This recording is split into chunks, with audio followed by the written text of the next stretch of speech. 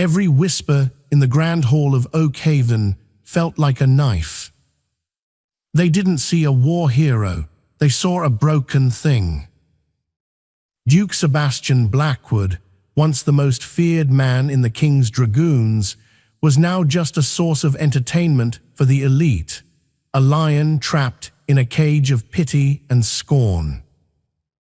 He thought he could survive the night by simply enduring it. He was wrong. It wasn't the cruelty of the lords that would break him, nor the sneers of his rivals. It was the moment a terrified, invisible maid named Genevieve decided that some rules were meant to be shattered. This is the story of how the lowest in the room saved the highest, and the scandal that changed history. The chandelier above the ballroom of Oakhaven Palace held 3,000 candles, but to Sebastian Blackwood, Duke of Kestrel, it felt less like a celebration and more like an interrogation room. The air was thick with the scent of roasted pheasant, expensive French perfumes, and the distinct metallic tang of hypocrisy. Sebastian tightened his grip on the handle of his cane. It was made of ironwood, capped with silver, a weapon disguised as a crutch, much like Sebastian himself was a ruin disguised as a duke. He stood near the periphery of the dance floor, his back rigid against a velvet-draped pillar.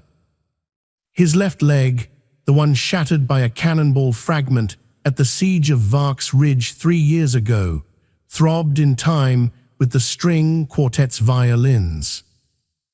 But the physical pain was a familiar companion, almost a friend. It was the other thing that made his stomach churn. The eyes. They flicked toward him and darted away the moment he returned the gaze. He could hear the murmurs, amplified by the acoustics of the domed ceiling. Tragic, really. To see the Blackwood line reduced to a limp. They heard he can't even mount a horse without 2 squires lifting him. Why did he even come? It's embarrassing for everyone. Sebastian took a sip of brandy, the crystal glass trembling slightly in his gloved hand. He hadn't wanted to come. He had spent the last 3 years in the damp, shadowy halls of Blackwood Manor, reading military history and drinking enough whiskey to drown a regiment. But the king's invitation was not a request, it was a command. The crown requires the presence of its heroes, the summons had read. Heroes. Sebastian scoffed, the sound lost in the swell of the music. He wasn't a hero. He was a piece of debris left over from a war the court had already forgotten. Enjoying the view, Kestrel. The voice was smooth, oily, and instantly detestable. Sebastian didn't need to turn to know, it was Lord Rupert Sterling. Before the war, Rupert had been a nobody, a second son with gambling debts and a taste for cheating at cards. While Sebastian was freezing in the mud of Vark's Ridge, Rupert had stayed behind, managing supply lines, and rumor had it, siphoning off gold meant for soldiers, boots, and blankets. Now Rupert was the Earl of Stirling, wealthy, influential, and standing on 2 perfectly functioning legs. Sebastian turned slowly, pivoting on his good leg. Lord Stirling, I see you've managed to pull yourself away from the buffet. Brave of you, Rupert laughed, a sharp, barking sound that drew the attention of the nearby debutantes. He was dressed in peacock blue silk, a stark contrast to Sebastian's severe black military dress uniform.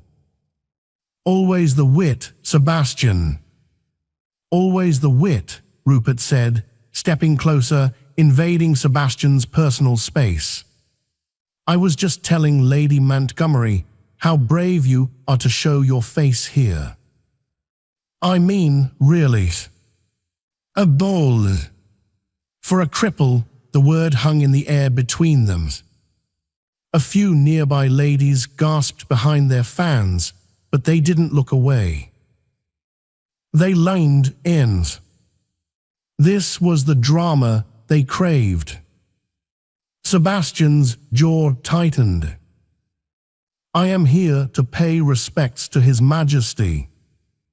Not to dance, Rupert. A pity, Rupert sneered, swirling his wine.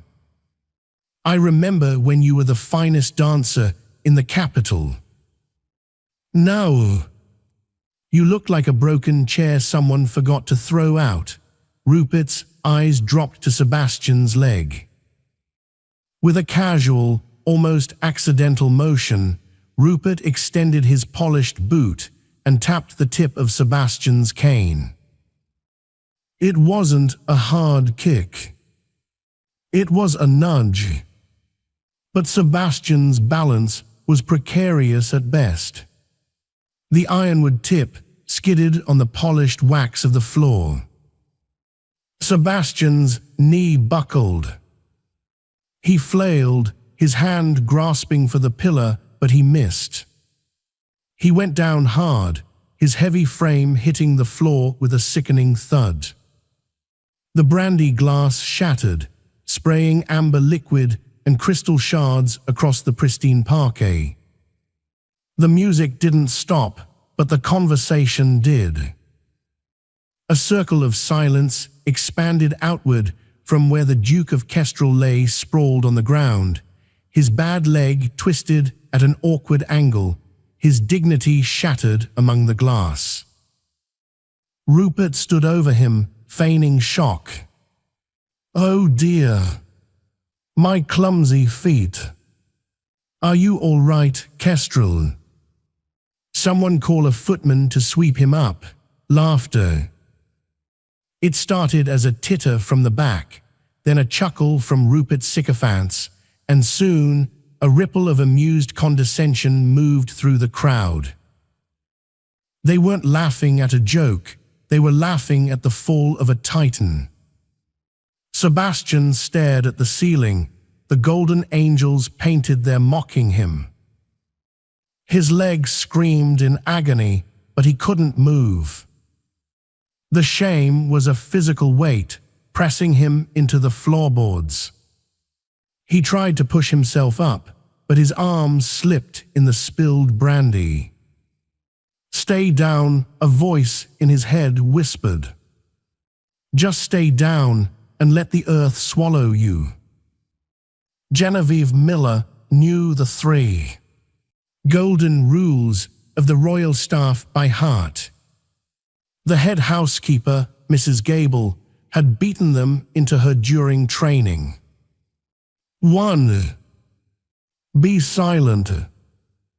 2. Be swift. 3. Be invisible. You are not people, Mrs. Gable had said, her face pinched and severe. You are furniture that breathes. If a noble looks at you, you have failed. If a noble remembers your face, you are fired. Genevieve, Jen to her father, before he died in debtor's prison, clutched her silver tray tight against her starched apron. She was 22, with hair the color of wet straw tucked severely under a white cap, and eyes that were far too observant for a servant. She was currently stationed near the north pillar, tasked with collecting empty glasses. She had been watching the Duke of Kestrel for an hour. It was hard not to. In a sea of peacocks preening in bright silks, he was a raven. He stood still, intense, and utterly alone. Jen knew who he was. Everyone in the lower quarters knew Sebastian Blackwood.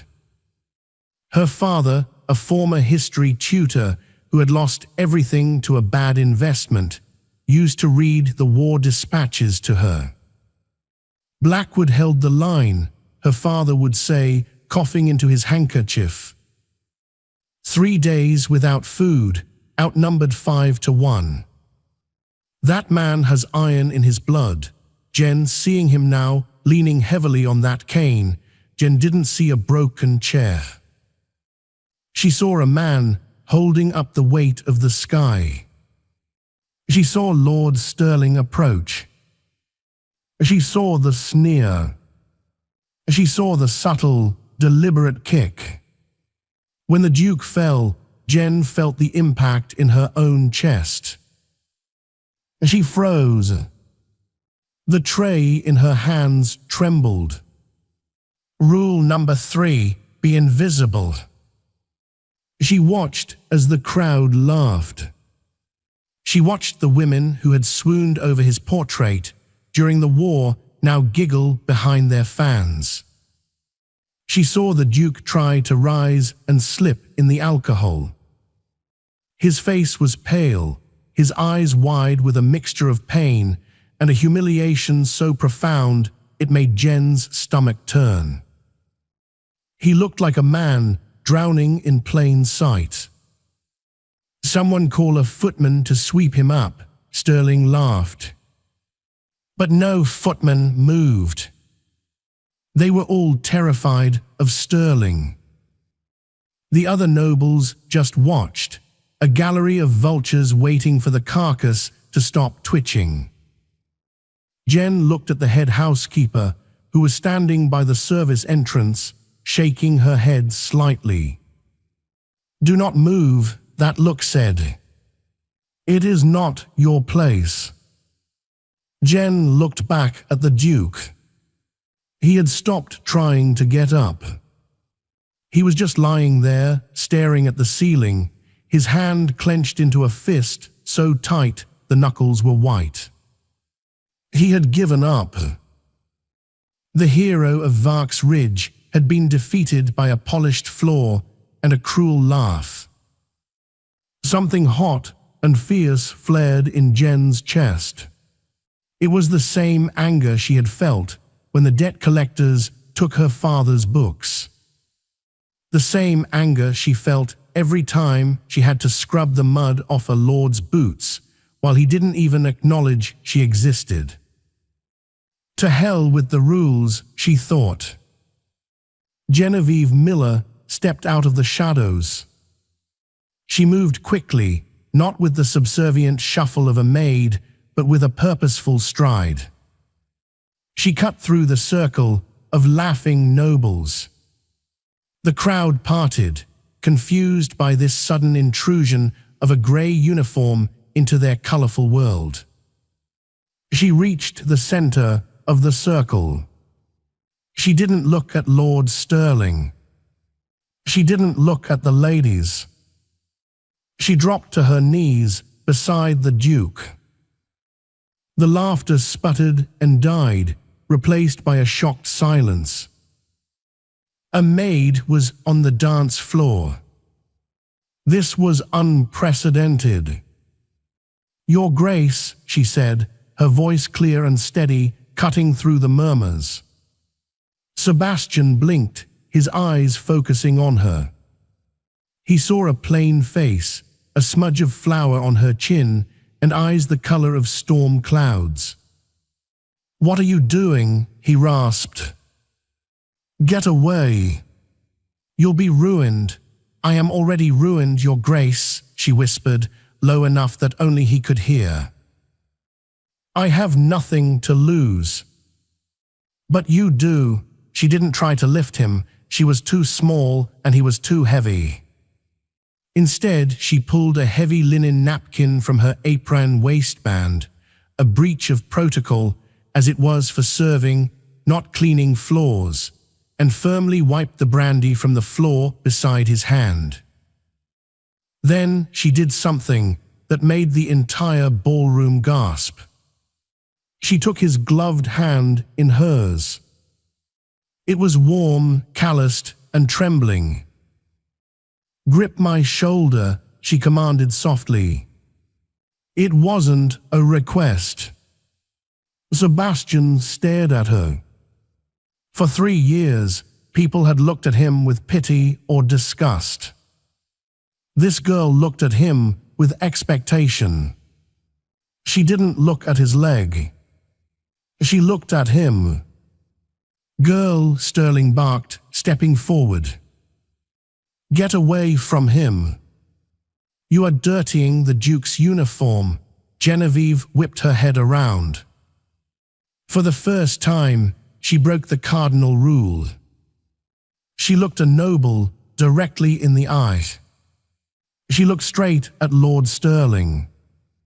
I am helping a hero of the realm stand, my lord, she said, her voice ringing out. Since it appears everyone else has forgotten how, the silence that followed was absolute. It was heavy, dangerous, and electric. She turned back to Sebastian. Now, Your Grace. On 3. 1, 2, 3. Sebastian didn't know why, but he obeyed. He gritted his teeth against the pain, gripped her frail shoulder with his massive hand, and pushed. She braced herself, her small boots digging into the floor, taking his weight, straining under the burden but refusing to buckle. He rose. It was ugly and it was painful, and he swayed heavily, but he was up. She quickly retrieved his cane and placed it in his hand. He stood there, panting, towering over her. He looked down at the top of her white cap. He could smell soap and lavender water. Thank you, he breathed. Genevieve stepped back, instantly reverting to the posture of a servant. She bowed her head, staring at the floor. My duty, Your Grace. Who is your master? Sterling demanded, his face purple with rage. I want this insolent creature dismissed immediately. She spoke out of turn. As she touched a duke, the spell broke. The reality of what she had done crashed down on Jen.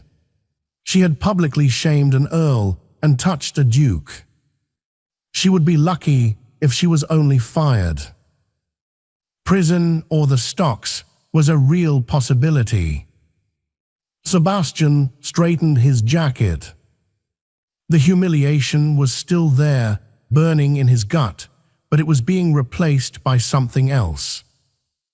A cold, hard fury. And a sense of debt.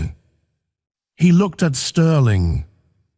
Then he looked at the small, trembling figure of the maid, who was currently staring at her cheap boots. Sebastian Blackwood took a step forward, placing himself between Genevieve and Sterling. She is not to be dismissed, Sebastian said, his voice dropping into the command tone that had once directed cavalry charges. She broke the rules, Sterling shouted. She is the only person in this room, Sebastian said, scanning the crowd, meeting the eyes of the men who had laughed, who seems to know what honor is. He turned to Genevieve. He didn't know her names. He realized with a pang of guilt that he had never asked a servant's name in his life. What is your name? He asked. Genevieve, Your Grace. Genevieve Miller. Well, Genevieve Miller, Sebastian said, offering her his arm, his good arm. It seems the air in here has become stale. Would you assist me to the terrace? I find I am in need of fresh air, and I trust no one else to keep me upright. The crowd erupted in whispers. A duke escorting a maid. It was social suicide. It was madness.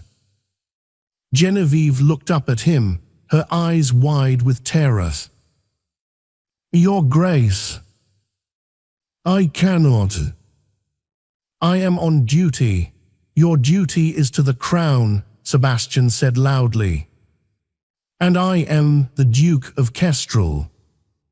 I am commandeering you. He waited. He held his arm out. Genevieve looked at Mrs. Gable, who was pale as a sheet. She looked at Sterling, who looked ready to kill. Then she looked at Sebastian. She saw the tremor in his hand that held the cane. He needed her. She reached out and placed her small, rough hand on the velvet of his sleeve. Yes, Your Grace, she whispered. And together, the crippled Duke and the invisible maid walked out of the ballroom, leaving the scandal of the decade in there. Wake! The terrace of Oakhaven Palace was a sweeping expanse of cold stone and marble balustrades, overlooking the king's perfectly manicured hedge maze. The air was frigid, a sharp contrast to the stifling heat of the ballroom, and the sudden drop in temperature made the metal pins in Sebastian's leg ache with a fresh, biting intensity. He didn't stop walking until they were deep in the shadows, away from the prying eyes of the glass doors. Only then did his adrenaline fail him. Sebastian staggered, his cane clattering against a stone bench. He collapsed onto the seat, his breath coming in ragged, white puffs of mist. He squeezed his eyes shut, his hand massaging his thigh, trying to knead away the spasm that was twisting the muscle like a wet rag. Genevieve stood a few feet away, shivering. She had no cloak, only her thin servant's uniform. She wrapped her arms around herself, the adrenaline fading to leave behind a cold, hard dread. Your Grace, she whispered, her teeth chattering. Do you require a physician? Sebastian let out a harsh laugh, eyes still closed. A physician can't fix what's wrong with me, Miss Miller. Unless he has a saw to cut the damn thing off. He opened his eyes and looked at her. In the moonlight, she looked even younger, her face pale, her eyes wide. He realized with a jolt that he had just destroyed her life. You should go, he said, his voice rough. Go back inside. Find Mrs. Gable. Tell her I forced you. Tell her I was drunk and delirious and threatened you. Blame it all on the cripples. They'll believe you. It fits their narrative. Genevieve looked at the door. The warm light spilled out, accompanied by the faint strains of a waltz. She knew what awaited her in there. It wouldn't matter, Your Grace, she said softly. Mrs. Gable saw me touch you. She saw me speak to Lord Sterling. Even if you take the blame, I am tainted now. No noble house will hire a maid who makes scenes. And without a reference, she didn't finish the sentence. She didn't have to. Without a reference, a maid in this city had two choices, the workhouse or the brothel. Sebastian stared at her. He saw the resignation in her posture. It was the same look his men used to have before a suicide charge. I have done this to you, he murmured. I have drafted you into a war you didn't ask for. I volunteered, she corrected him, a spark of that earlier fire returning to her eyes. I couldn't watch them. They are like wolves, Your Grace. And you were the wounded stag. Wolves, Sebastian repeated, tasting the word. Yes. That is exactly what they are. He struggled to stand up. Well, Miss Miller, I cannot leave a soldier on the field. Not even a volunteer. He whistled, a sharp, piercing sound. Moments later, the rumble of wheels on gravel announced the arrival of his carriage. It was a black, austere thing, devoid of the gold lace and crests that adorn the other nobles' coaches. The footman, an old sergeant named Thomas, who had served with Sebastian, jumped down and opened the door. He looked from the Duke to the shivering maid, his eyebrows raising slightly, but he said nothing. He knew better. Get in, Sebastian commanded. Genevieve froze. Your Grace, I cannot ride in a carriage. It is forbidden. Tonight the rules are suspended, Sebastian growled, the pain making him irritable. Get in or freeze to death. I find I lack the patience for debate. She climbed in. The interior was lined with dark leather and smelled of tobacco and old wood. Sebastian hauled himself in after her, wincing as he settled his leg. Thomas snapped the reins, and the carriage lurched forward, leaving the palace and Genevieve's old life behind. The journey to Blackwood Manor took an hour. For the first 20 minutes, silence reigned. Genevieve sat on the edge of the seat, terrified to touch the upholstery. Sebastian sat opposite her, staring out the window, his face a mask of brooding darkness. Finally, he spoke. You said your name was Miller. Any relation to Arthur Miller? The historian, Genevieve looked up, surprised. He was my father, Your Grace. Sebastian turned to look at her. I read his treatise on the campaigns of antiquity. It was insightful. He argued that logistics win wars, not bravery. He died in debtor's prison 3 years ago, Genevieve said, her voice flat. It seems logistics couldn't save him from predatory lenders. Sebastian's eyes narrowed. I am sorry. He was a brilliant man. And you speak like him. You do not speak like a maid. He taught me, she said defensively. Greek, Latin, history. He thought if I was educated, I could be a governess. But when he died, the debts were passed to me. No one hires a governess with a debt mark on her record. So I scrubbed floors. Sebastian looked at her hands. Red, raw, scrubbed clean but scarred by labor. A scholar's daughter, forced to clean the mud off the boots of men like Sterling. The injustice of it burned him almost as much as his leg. Not anymore, Sebastian said firmly. The carriage slowed, turning through a rusted iron gate. Blackwood Manor loomed in the darkness. It was a massive, Gothic structure, its stone walls covered in ivy that looked black in the night. It had once been the jewel of the county, but now it looked like a fortress under siege. Half the windows were dark. The gardens were overgrown. Welcome to the mausoleum, Sebastian muttered. They were met at the door by a skeleton staff. A butler, Mr. Henderson, who looked as ancient as the house, and a cook, Mrs. O'Malley.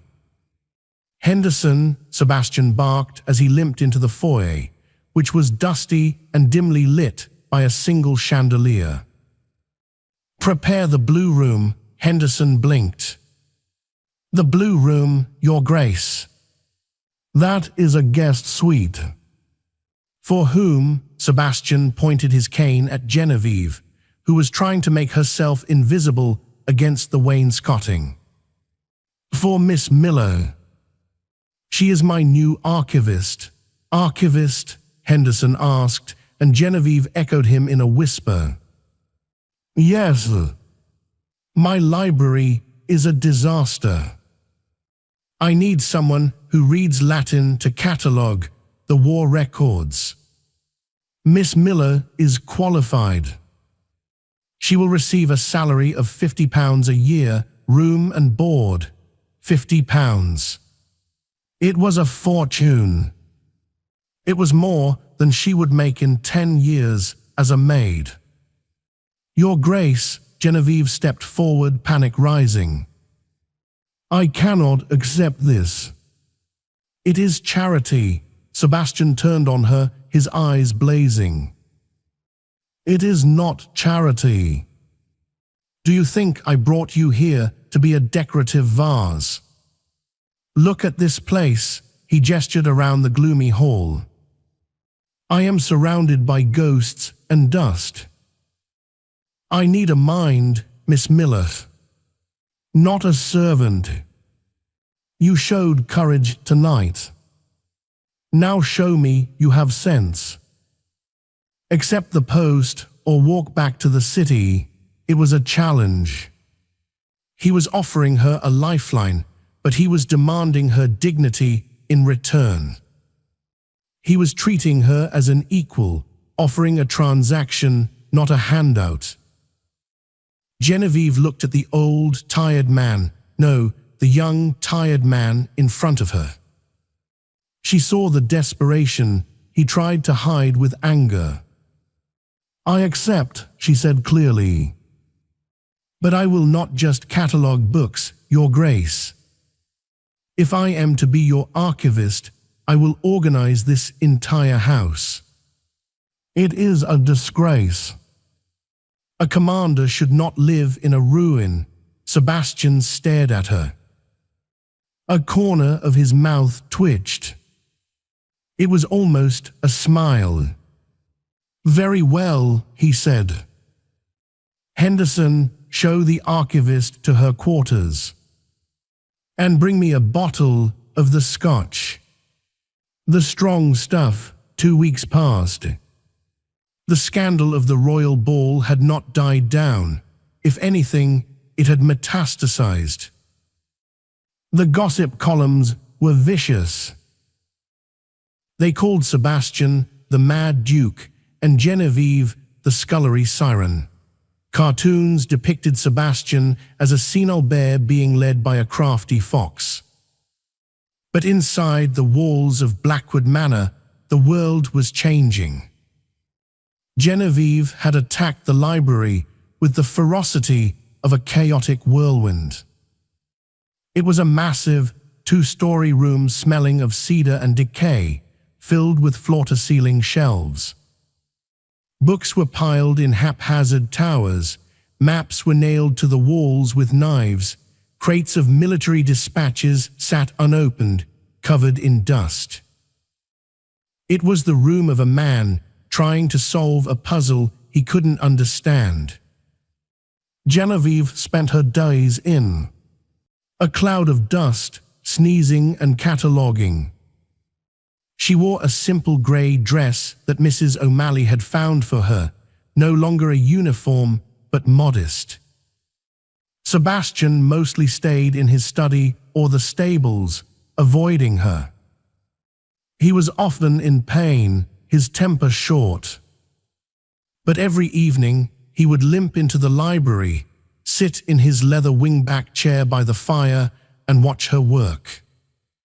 They developed a strange, quiet rhythm.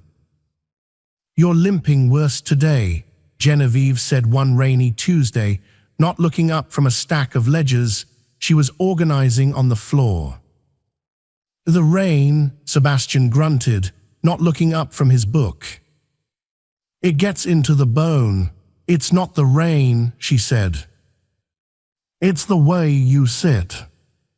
Your chair is too low. It compresses the hip.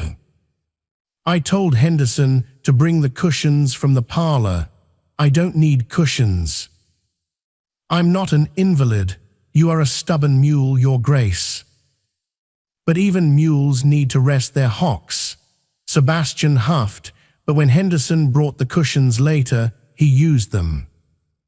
And the next day, his temper was noticeably better. The turning point came on a Thursday. Genevieve was deep in a crate marked Quartermaster Logs, Varks Ridge, 1842. She had been cross-referencing the logs with Sebastian's personal journals, which she had found, without permission, buried under a pile of maps. She knew she was prying, but she needed to understand the man to organize his life. She found a discrepancy. A massive one. She waited until evening. Sebastian was staring into the fire, a glass of whiskey in his hand. The shadows under his eyes were dark purple. Your Grace, she said, standing before him. She held a leather-bound book in one hand and a sheaf of loose papers in the other. I am not in the mood for an inventory report, Genevieve, he sighed. He had started using her first name a few days ago, though he still maintained a formal distance. It's not an inventory. It's an answer. Sebastian looked up. An answer to what? To why you lost? The air in the room went still. Sebastian set his glass down slowly. His face hardened into a mask of stone. Be very careful, Genevieve. You are treading on ground that is mined. I know, she said, her voice shaking slightly but her resolve firm. You blame yourself for Varks Ridge. You think you failed your men because you were outmaneuvered. You wrote in your journal that you miscalculated the supply train's speed. Sebastian gripped the arms of his chair. I did. We ran out of powder. We ran out of boots. The winter took more men than the enemy. That is on me. I was the commander. No, Genevieve said. She stepped closer and dropped the papers onto his lap. You didn't miscalculate. The supplies never existed. Sebastian looked down at the papers.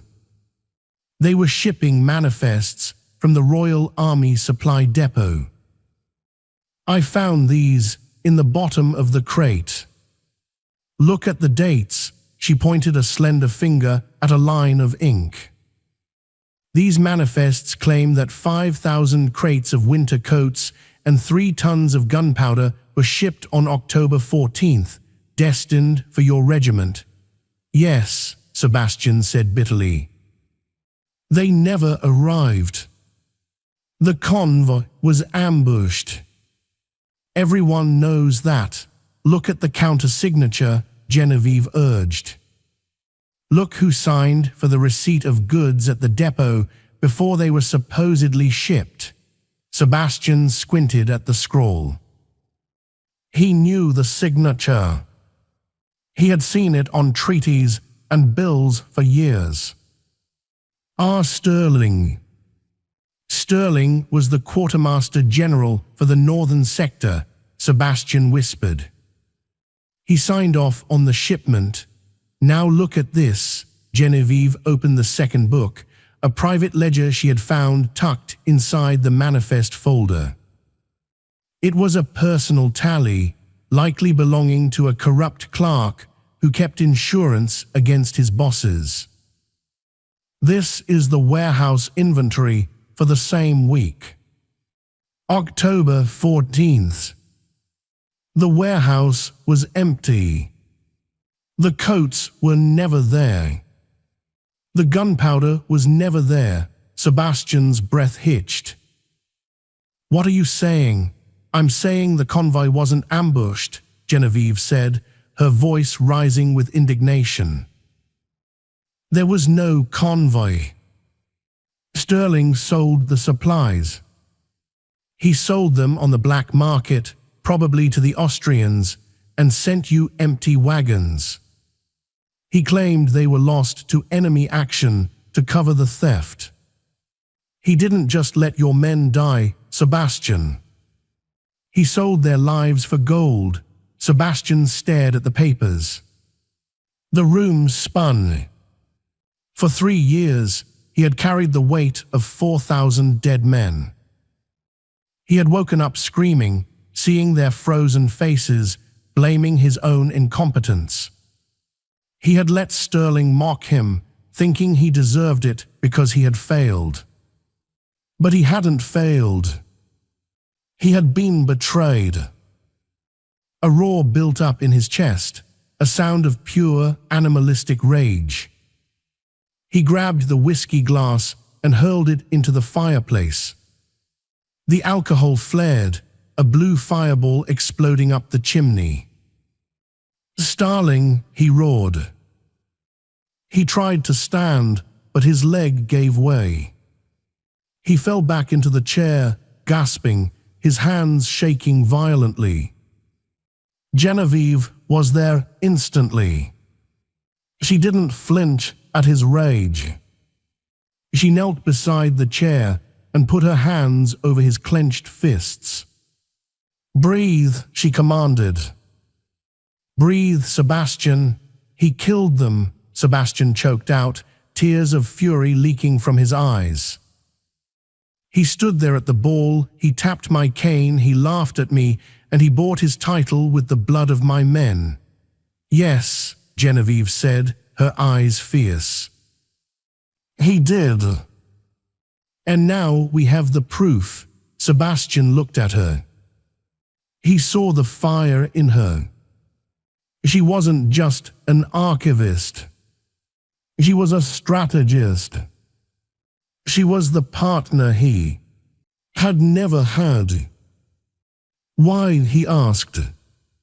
"Why dig this up? Why help me?" "Because," Genevieve said, her voice softening, "my father died because of men like him. Because I hate bullies. And because," she hesitated, then looked down at his hands, "because you are a good man who thinks he is a monster." And I couldn't stand to watch it anymore. Sebastian looked at her, really looked at her. The silence stretched, heavy and charged. He realized that for the first time in 3 years, he didn't feel alone. He felt a dangerous spark of hope. "We have the proof," Sebastian said, his voice cold and deadly calm. "But a ledger is not enough. Sterling is powerful. He has the king's ear. If we bring this to the court now, he will claim these are forgeries. He will crush us. Then we don't bring it to the court," Genevieve said. A slow, cunning smile spread across her face, a look that belonged to a woman who had survived on the streets of a cruel city. "We bring it to the one place Sterling cannot control, where the Winter Gala," she said. "It is in 3 weeks. Everyone will be there. The king, the generals, the foreign ambassadors. Sterling is to be given the Medal of Valor for his administrative service." Sebastian's laugh was dark. "Irony is a cruel mistress. We go to the gala," Genevieve plotted. "And we don't just accuse him. We make him confess. How we bait a trap," she said. "We need to make him think, you know. We need to make him panic." "A panicked man makes mistakes," Sebastian nodded slowly. The soldier in him was waking up. The strategic mind, that had held Vark's Ridge for 3 days was shaking off the dust. "I need to write letters," Sebastian said, reaching for his cane. "I need to contact the few men from my regiment who survived. If they can testify that the wagons were empty when they arrived combined with this ledger, I will draft them," Genevieve said, standing up. "You dictate." "I write, Genevieve," Sebastian said. She paused. "Thank you," she nodded, a faint blush touching her cheeks. "There is one problem, Your Grace. What, if we are to go to the gala, you cannot go alone. And you cannot go with a maid." Sebastian looked at her. He saw the smudge of ink on her nose. He saw the intelligence in her eyes. "No," he agreed. "I cannot go with a maid." He pulled himself up, standing tall, ignoring the pain. "So we will have to make you something else. Something else. My distant cousin," Sebastian improvised, his eyes gleaming. "Lady Genevieve of, let's say, the Highlands. You've been abroad. You're eccentric. You're wealthy. And you're the only woman who can tolerate the beast of Blackwood." Genevieve's mouth fell open. "You want to pass me off as a noble. I don't know the first thing about etiquette. I hold my fork like a shovel. You know Latin and you know logistics." Sebastian grinned, a true wolfish grin. "Table manners are easy. Surviving sterling. That takes steel. And you, my dear archivist, are made of iron." He moved toward the desk. "Prepare your pen, Miss Miller. We are going to war." The transformation of Genevieve Miller was not a fairy tale. It was a military operation. Blackwood Manor became a training ground. The enemy was not a foreign army, but the rigid, invisible lattice of etiquette that governed the lives of the aristocracy.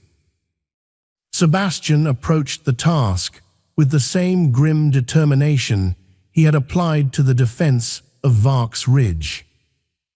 "Chin up," Sebastian barked, pacing the length of the dining hall. His cane clicked rhythmically against the floorboards. "You are not looking at your feet, Genevieve. A lady never looks at her feet. She assumes the ground will rise to meet her because she commands it."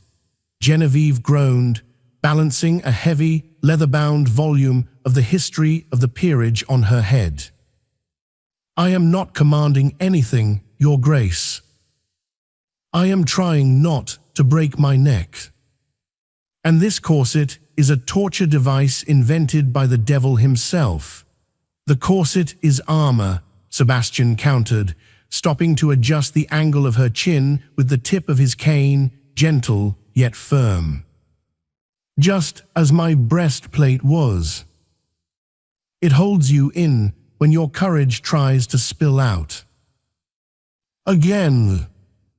Walk for 10 days, from dawn until dusk they worked. Mrs. O'Malley, the cook, was drafted as the quartermaster of wardrobe. She dug through the old trunks in the attic, unearthing gowns that had belonged to Sebastian's mother. They were moth-eaten and out of fashion, smelling of lavender and thyme. But Genevieve was handy with a needle. She sat by the fire late into the night, her fingers pricked and bleeding, taking in waists, letting out hems, and transforming the dated silks into something simpler, starker, and strangely modern. They decided on a story. She was Lady Genevieve Sinclair, a distant cousin from the Scottish Highlands, the daughter of an eccentric recluse who had died leaving her a fortune but no social connections. It explained her rough edges, her direct manner of speaking, and her lack of knowledge about current court gossip. But the hardest lesson wasn't the walking, or the fork placement, or the genealogy of the royal house. It was the dancing. "I cannot dance," Sebastian said abruptly on the fifth evening. They were in the ballroom, a vast, empty space where the dust sheets had been pulled off the furniture, creating ghostly white shapes in the gloom. Genevieve stood in the center of the floor, wearing a practice skirt. "You must," she said. "If we go to the gala, we must dance. The opening waltz. It is the only way to prove you are recovered. If you sit on the sidelines, Sterling wins. Look at me," Sebastian shouted, his voice echoing off the high ceiling. He struck his bad leg with his fist. "I have a shattered femur held together with pins and stubbornness. I cannot glide, Genevieve." "I drag, then we don't glide," she said calmly. She walked over to the phonograph, a scratchy, wind-up contraption, and placed the needle on a record. A slow, mournful waltz began to play. She walked back to him and held out her hand. "We anchor," Sebastian looked at her hand. He looked at the fire in her eyes. He felt that familiar pull in his chest, the gravity that seemed to center around this small, fierce woman. He took her hand. "Put your weight on me," she instructed. "Not all of it. Just the doubt." He placed his hand on her waist. She was so small, yet she felt like granite. He stepped forward with his good leg. She moved with him, perfectly in sync. He dragged his bad leg, a heavy, scraping motion. "Step, drag, pause," she counted softly. Step, drag, pause. It wasn't a traditional waltz. It was slower, heavier. But it had a rhythm. It had a dignity. "They will stare," Sebastian murmured, looking down at her. He could see the freckles on the bridge of her nose. "Let them stare," she whispered, not breaking eye contact. "They stare at the sun too, and it burns them." They moved across the floor. The pain was there, a dull roar in his hip, but the warmth of her hand in his, the scent of her hair, the way she anticipated his every stumble and leaned in to support him, it dulled the agony. For a moment, the music swelled, and Sebastian forgot about the war. He forgot about Sterling. He forgot that he was a broken duke, and she was a maid who scrubbed floors. He spun her, a slow, careful rotation. She laughed, a bright, clear sound that seemed to chase the shadows out of the corners of the room. "You see," she said, breathless. "You are dancing." Sebastian stopped. He held her there, his hand lingering on her waist. The air between them was thick, charged with something dangerous and undeniable. He wanted to kiss her. The urge was so strong, it terrified him more than any cannonade ever had. He pulled back, his face closing off. "That is sufficient for tonight. You should rest. We have guests arriving tomorrow." Genevieve looked hurt for a fleeting second, then she curtsied, a perfect, deep court curtsy. "As you wish, Your Grace." She turned and left the room. Sebastian stood alone in the dark, listening to the scratch of the record as it reached the end of the track, the silence louder than the music had ever been. The guests arrived under the cover of a storm. They were not nobles. They were ghosts. 5 men, ragged and travel-worn, rode into the courtyard of Blackwood Manor. They wore civilian clothes that had seen better days, but they sat their horses with the unconscious grace of cavalrymen. Sebastian stood on the porch, leaning on his cane, the rain lashing his face. "Sergeant Thomas," Sebastian called out to the lead rider. "Colonel," the man nodded, sliding off his horse. He had a scar running from his ear to his jaw, and one empty sleeve pinned to his jacket. Behind him were the others: Corporal Miller, no relation to Genevieve, Private Higgins, and 2 others whose names were etched into Sebastian's nightmares. These were the survivors of the supply train detail, the men who had waited for the wagons that never came. Genevieve watched from the library window. She saw the way Sebastian greeted them, not with the stiff formality of a duke, but with the embrace of a brother. She saw the tears on the faces of hardened men. They gathered in the library, around the long oak table now covered in maps and the damning ledgers Genevieve had found. "It's true then?" Sergeant Thomas asked, his voice gravelly. He stared at the manifest Genevieve had placed before him. "A sterling. He sold it. The powder. The blankets, every stitch," Genevieve said, her voice hard. "He sold it to the enemy 3 weeks before the siege. He pocketed £40,000. A silence fell over the room. It was a silence so heavy it felt like it could crush the table. "I lost my arm because of the frostbite," Thomas whispered. "Higgins lost his brother. We ate boiled leather for 10 days. He bought a title with your suffering," Sebastian said, his voice low and vibrating with fury. "He is now the Earl of Stirling.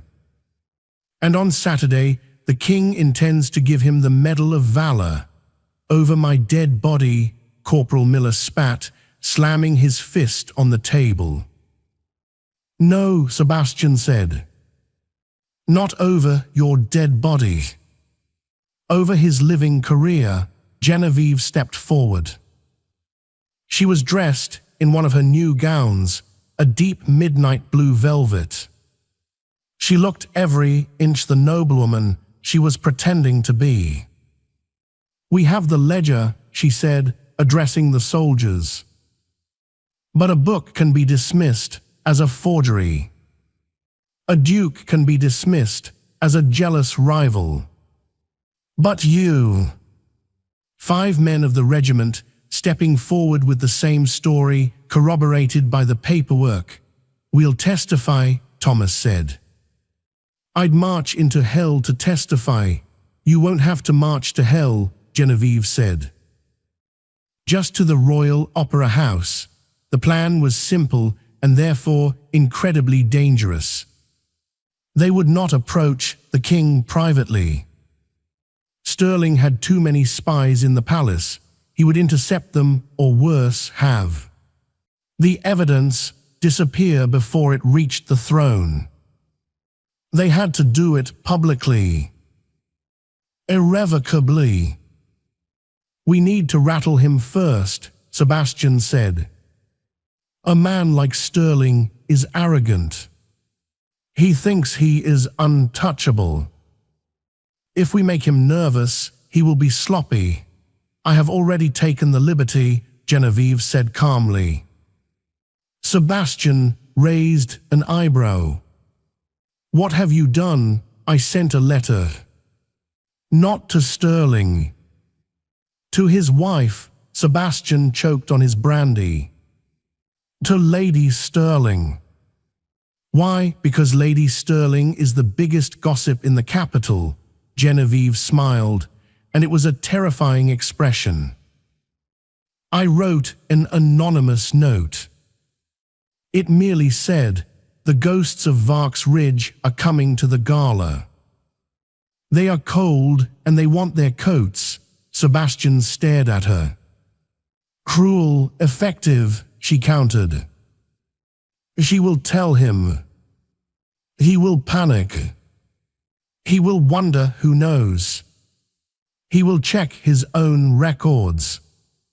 He might even try to move the gold he stole, and if he does, then we will know he is guilty," Genevieve said. "But more importantly, he will be looking for soldiers. He won't be looking for a cripple and his country cousin." The night before the gala, the tension in the manor was palpable. The storm outside had passed, leaving a cold, crisp silence. Sebastian found Genevieve in the library, packing the ledgers into a velvet satchel. "Are you afraid?" he asked. "Terrified," she admitted. "If this fails, we go to prison. Or worse, it won't fail," Sebastian said. He moved closer to her. "Because you are the architect." He reached out and took her hand. This time he didn't pull away. "Genevieve," he said softly, "whatever happens tomorrow, I want you to know. You saved me. I was dead in this house before you came. You were merely resting, Sebastian," she whispered. He lifted her hand to his lips and kissed her knuckles. It was a courtly gesture, but his eyes were burning with raw emotion. "No, I was broken. You reset the bone." He paused, his thumb tracing the rough skin of her hand, the hand of a maid. "When this is over," he said, "when Sterling is gone, I do not want you to go back to being an archivist." "Oh," she breathed, her heart hammering against her ribs. "And what would you have me be?" "I would have you be whatever you wish," he said, his courage faltering at the last moment. "But preferably somewhere near me." It wasn't a proposal, but it was a promise. The Winter Gala was the apex of the social season. The Royal Opera House was a cavern of gold leaf, red velvet, and blinding gaslight. The entire court was there, 600 of the most powerful people in the kingdom, dripping in diamonds and deceit. At the center of it all stood Lord Rupert Sterling. He looked magnificent in his scarlet dress uniform, the sash of the Earl draped across his chest. He was laughing, holding court, basking in the adoration. But his eyes were darting around the room. He was sweating slightly. His wife had been hysterical about the note. "Ghosts," she had screamed. "The ghosts are coming." Sterling checked his pocket watch.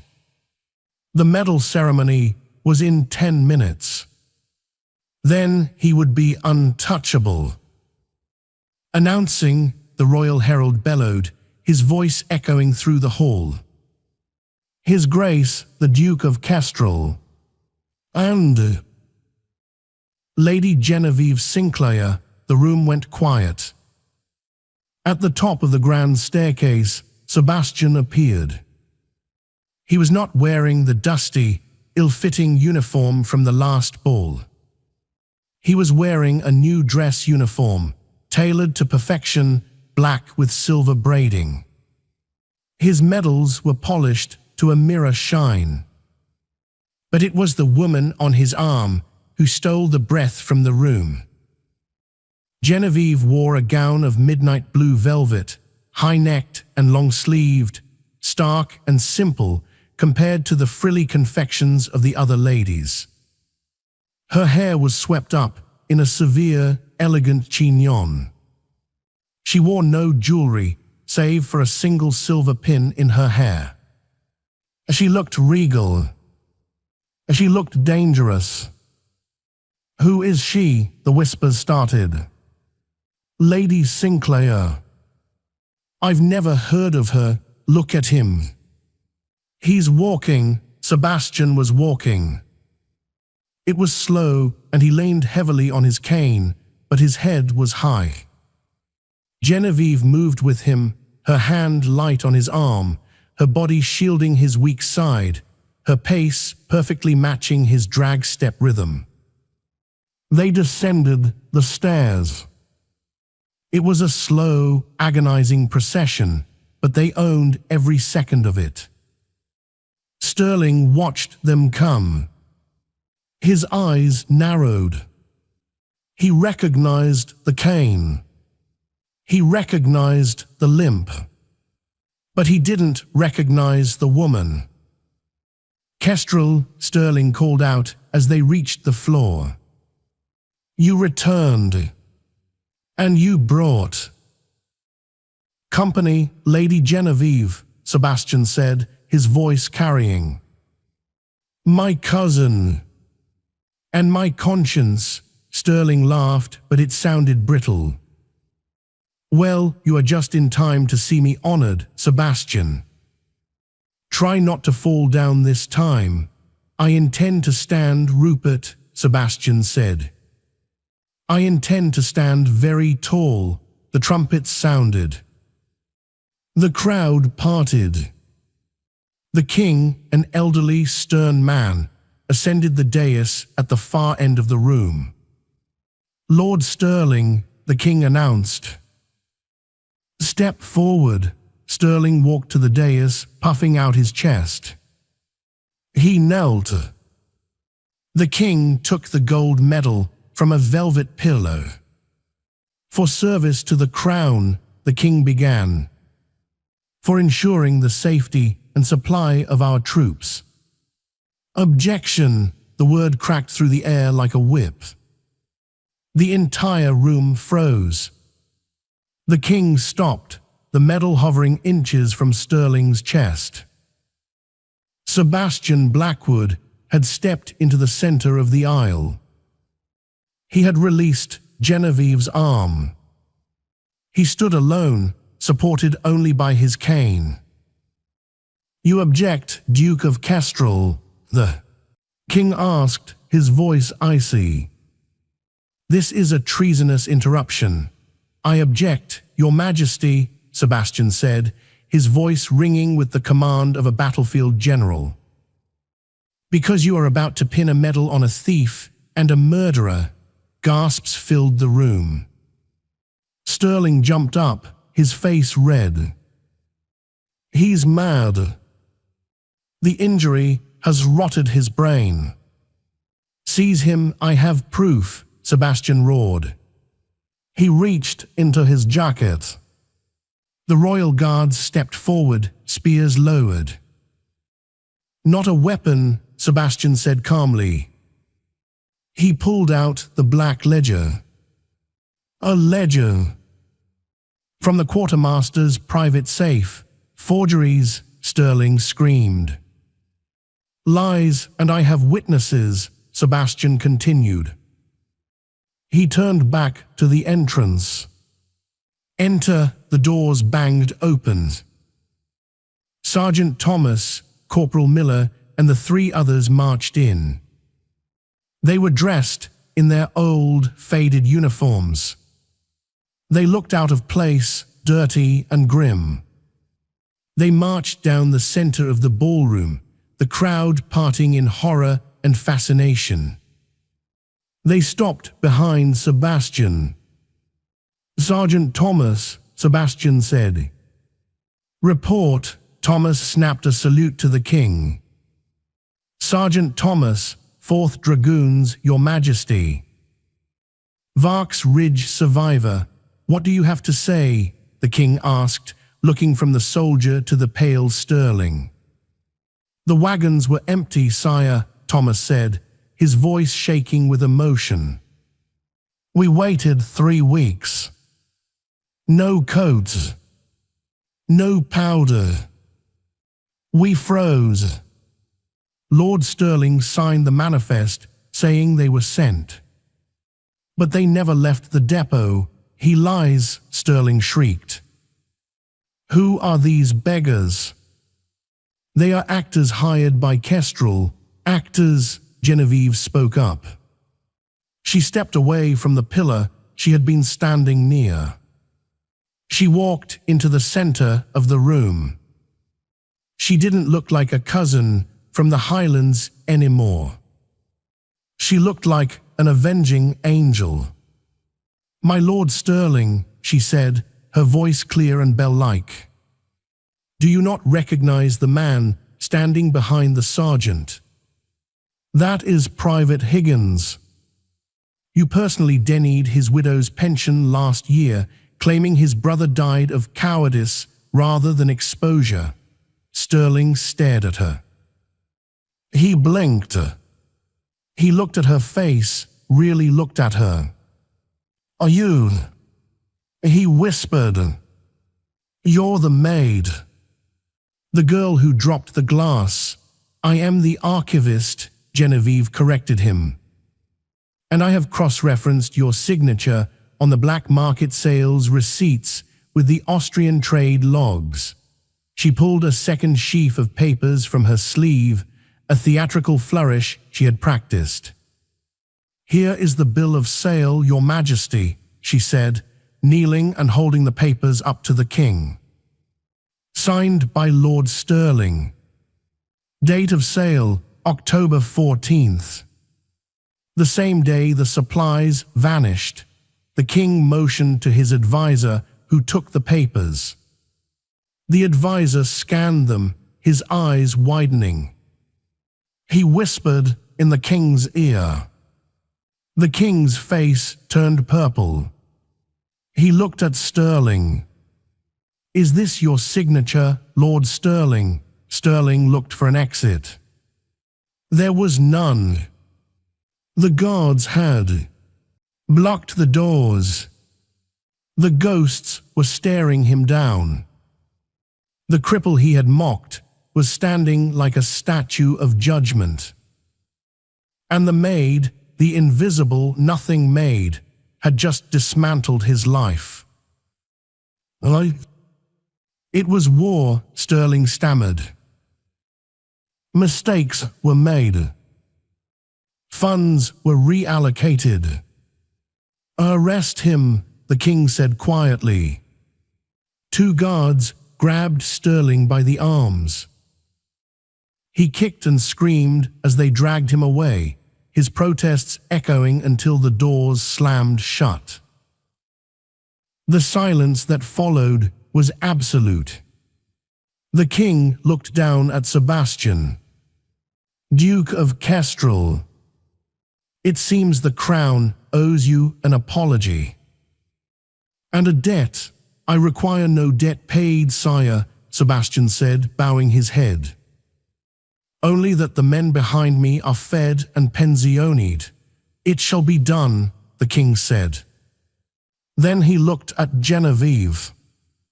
And you, Lady Sinclair. I suspect that is not your real name. Genevieve stood. Her heart was in her throat. The deception was up. No, Your Majesty, she said. My name is Genevieve Miller. I am a maid at Oakhaven Palace. Or I was, the crowd murmured. A maid. Masquerading as a lady. It was scandalous. It was illegal. The king studied her. A smile twitched beneath his beard. Well, Miss Miller, it seems you have a better grasp of nobility than most of the people in this room. The king turned to the orchestra. Play. The Duke has a dance to finish. The music started, a waltz. Sebastian turned to Genevieve. He didn't care about the whispers. He didn't care about the scandal. "Miss Miller," he said, holding out his hand. "May I have this dance?" Genevieve looked at him. She saw the man who had given her a library. The man who had respected her mind. The man who had fought for her. "Yes, Your Grace," she smiled, tears pricking her eyes. He took her waist. They stepped out onto the floor. "Step, drag, pause," he whispered. "Step, drag, love," she thought. And as they spun, the crippled duke and the maid who broke the rules, the entire court watched in envy. They weren't just dancing. They were soaring. And that is how Sebastian Blackwood and Genevieve Miller brought down the most powerful corruption in the kingdom, not with swords, but with a ledger and the courage to stand when everyone else was kneeling. History tells us they married 6 months later, causing the greatest scandal of the decade, but Sebastian didn't care. He had his archivist, and she had her hero. If you loved this story of justice, served cold, and love, found in the most unlikely places, please hit that like button. It really helps the channel grow. Don't forget to subscribe and ring the bell so you never miss a story. What did you think of Genevieve's plan? Let me know in the comments below. Thanks for watching, and see you in the next video.